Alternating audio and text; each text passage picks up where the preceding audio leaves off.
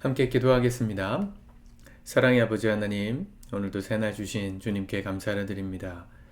오늘도 주님의 은혜를 기억하고 또 생각하며 특별히 주님의 순환당하심, 우리를 위하여 고통당하신 그 은혜와 깊이를 깨닫고 경험하는 우리의 삶 가운데 십자가가 깊이 들어오는 하루가 되게 도와주옵소서.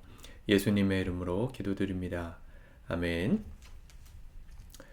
오늘은 마태복음 26장 47절에서 68절까지의 말씀을 같이 읽고 기도하도록 하겠습니다.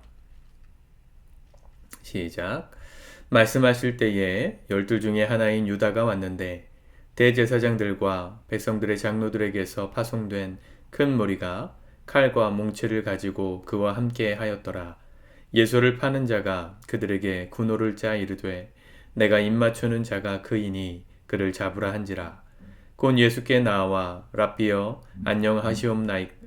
안녕하시옵니까 하고 입을 맞추니 예수께서 이르시되 친구여 내가 무엇을 하려고 왔는지 행하라 하신대. 이에 그들이 나와 예수께 손을 대어 잡는지라. 예수와 함께 있던 자 중에 하나가 손을 펴 칼을 빼어 대제사장의 종을 쳐 그 귀를 떨어뜨리니 이에 예수께서 이르시되 내 칼을 도로 칼집에 꽂으라. 칼을 가지는 자는 다 칼로 망하느니라. 너는 내가 내 아버지께 구하여 지금 12군단 더 되는 천사를 보내시게 할 수 없는 줄로 아느냐?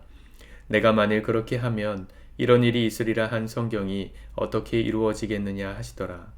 그때 예수께서 무리에게 말씀하시되 너희가 강도를 잡는 것 같이 칼과 몽치를 가지고 나를 잡으러 나왔느냐? 내가 날마다 성전에 앉아 가르쳤으되 너희가 나를 잡지 아니하였도다. 그러나 이렇게 된 것은 다 선지자들의 글을 이루려 함이니라 하시더라. 이에 제자들이 다 예수를 버리고 도망하니라. 예수를 잡은 자들이 그를 끌고 대제사장 가야바에게로 가니 거기 서기관과 장로들이 모여 있더라. 베드로가 멀찍이 예수를 따라 대제사장의 집들에까지 가서 그 결말을 보려고 안에 들어가 하인들과 함께 앉아 있더라. 대제사장들과 온 공회가 예수를 죽이려고 그를 칠 거짓 증거를 찾으매 거짓 증인이 많이 왔으나 얻지 못하더니 후에 2 사람이 와서 이르되 이 사람의 말이 내가 하나님의 성전을 헐고 사흘 동안에 지을 수 있다 하더라 하니 대제사장이 일어서서 예수께 묻되 아무 대답도 없느냐? 이 사람들이 너를 치는 증거가 어떠하냐 하되 예수께서 침묵하시거늘 대제사장이 이르되 내가 너로 살아계신 하나님께 맹세하게 하노니 내가 하나님의 아들 그리스도인지 우리에게 말하라. 예수께서 이르시되 내가 말하였느니라. 그러나 내가 너희에게 이르노니 이후에 인자가 권능의 우편에 앉아 있는 것과 하늘 구름을 타고 오는 것을 너희가 보리라 하시니 이에 대제사장이 자기 옷을 찢으며 이르되 그가 신성모독하는 말을 하였으니 어찌 더 증인을 요구하리오. 보라 너희가 지금 이 신성모독하는 말을 들었도다. 너희 생각은 어떠하냐? 대답하여 이르되 그는 사형에 해당하니라 하고 이에 예수의 얼굴에 침 뱉으며 주먹으로 치고 어떤 사람은 손바닥으로 때리며 이르되 그리스도야 우리에게 선지자 노릇을 하라. 너를 친 자가 누구냐 하더라. 아멘. 예수님께서 겟세마네 동산에서 유다와 함께 왔던 군병들에게 잡히시고 또 재판받으시고 조롱당하시는 장면입니다. 항상 말씀을 읽을 때마다 이스라엘에서 성지순례를 할 때 마지막 날 예루살렘을 방문했던 그 자리, 그 장소가 생각이 납니다.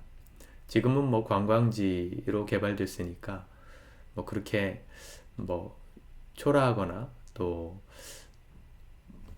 원래 이스라엘인 유적이 다 무너져서 거의 볼 것이 없는데 예루살렘에는 볼거리들이 많거든요.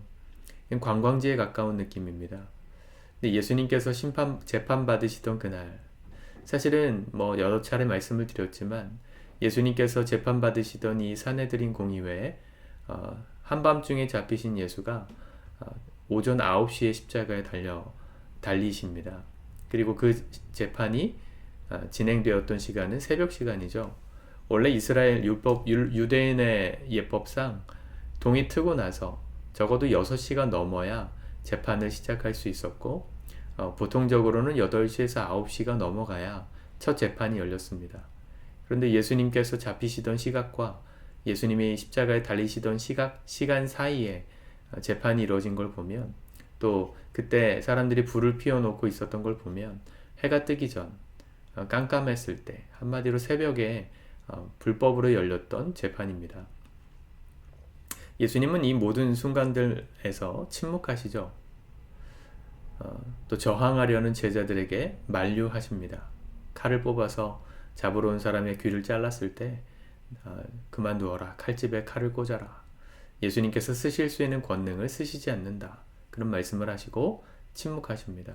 재판장에서도 수많은 예수님의 목격자들, 또 증인들, 그가 죄를 범했다는 걸 증명할 증인들이 나서고 있는데 예수님은 아무 말씀도 안 하십니다. 이 마가복음도 그렇지만 마태복음에서도 예수님은 당신께서 그리스도, 하나님의 아들, 세상을 구원할 메시아라는 사실을 당신의 입으로 거의 말씀하지 않으십니다. 특별히 십자가를 지시기 앞두고서는 거의 침묵하시죠. 그런 재밌는 건 주변 사람들이 그가 메시아다, 그리스도다, 하나님의 아들이다 라는 얘기를 대신합니다. 그게 그를 고발하는 말이었든 아니면 옆에서 함께 죽어가던 강도였든, 또 예수님이 운명하시고 그가 운명하시는 걸 보고 바로 옆에서 서 있었던 백부장, 그는 실로 하나님의 아들이었도다 라고 말하는 그 주변 인물들을 통해서 예수님이 하나님의 아들이라는 걸 말하게 하고 있어요. 오늘도 그렇지 않습니까? 거짓 증인들을 많이 세웠는데 오늘 대제사장이 뭐란 말합니까? 63절에 내가 너로 살아계신 하나님께 맹세하게 하노니 내가 하나님의 아들 그리스도인지 우리에게 말하라. 사람들이 다 예수가 메시아라고 말하는 것 때문에 지금 십자가에 못 박으려고 그러는데, 오히려 사람들의 증언을 통해서 그가 정말 하나님의 아들이시라는 걸 드러내고 있습니다. 이 십자가의 복음은 그런 것입니다. 우리가 증명하는 것이 아니라 사람들로 하여금 증명되게 되는 것입니다. 우리가 굳이 증명하려고 노력하지 않아도 복음은 능력이 있기 때문에 듣는 사람들, 주변 사람들에게 그것이 증명되고 입증됩니다.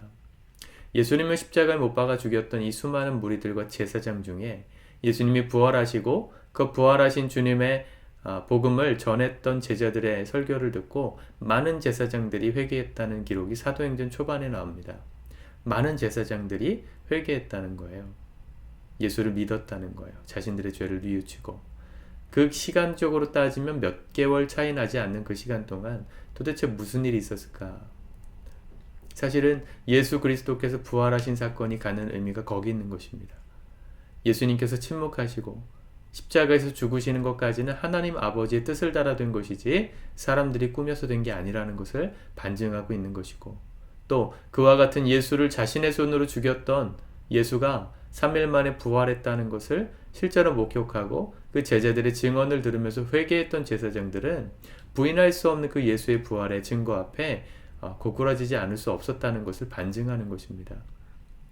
우리 부활절에도 말씀을 나누겠지만 수많은 사람들이 부활은 가짜고 예수가 어떻게 살아나냐 이런 얘기들을 하지만 1세기에 수많은 사람들은 부활한 예수를 만났고 그 예수 그리스도의 증언을 들었던 목격자들이 수백 명, 수천 명에 달했습니다.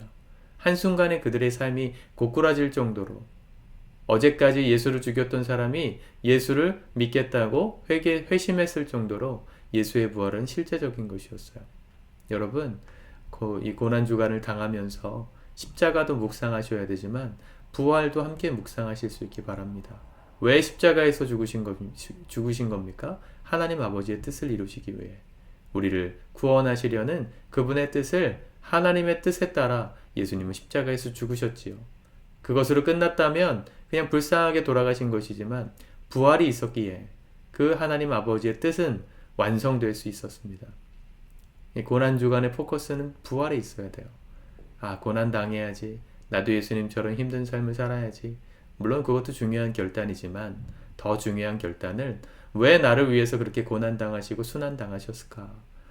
왜 부활하셨을까? 우리 힘으로 해결할 수 없는 이 죄의 문제를 해결하시고 다시 사심으로 우리에게 참 소망, 참된 희망을 주시기 위해서 예수는 십자가에서 죽으시고 부활하셨습니다.